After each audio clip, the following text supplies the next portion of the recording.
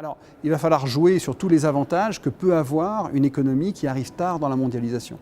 Et ça, notamment, pour le sujet qui nous préoccupe aujourd'hui, ça veut dire bénéficier des innovations, des idées, des technologies, des nouvelles technologies qui sont développées de par le monde. Une grande partie des discussions ce matin a porté sur justement la nécessité d'équilibrer des politiques de protection pour permettre aux industries, aux activités en Afrique de se développer sans être, je dirais, emportées par la concurrence étrangère.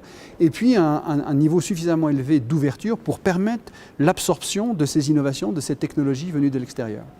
Les économies africaines sont confrontées à un défi très particulier, c'est qu'elles vont devoir inventer leur propre processus de transformation. Parce que les exemples venus d'Asie ou des pays de l'OCDE ou d'ailleurs ne vont pas être d'une grande aide. La plupart des économies africaines, et notamment les économies subsahariennes, sont dans une situation qui est très différente de celle qu'ont connue ces économies-là au moment de leur décollage économique, au moment de le début de leur émergence, de leur transformation structurelle.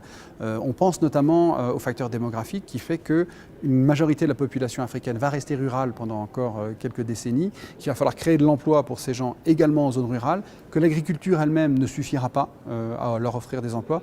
Donc il faudra favoriser la création d'activités hors de l'agricole dans les zones rurales. Il y a un certain nombre de pays qui ont fait le choix de la transformation structurelle avec un apport important de l'innovation et du savoir. C'est le cas de Maurice, bien entendu, qui a réussi une transformation économique et sociale remarquable en l'espace de quelques générations. C'est le cas également d'une économie comme le Maroc, donc, qui est une économie qui est extrêmement diversifiée, très tournée vers l'extérieur et qui a une politique d'industrialisation qui est basée également sur l'incorporation des nouvelles technologies.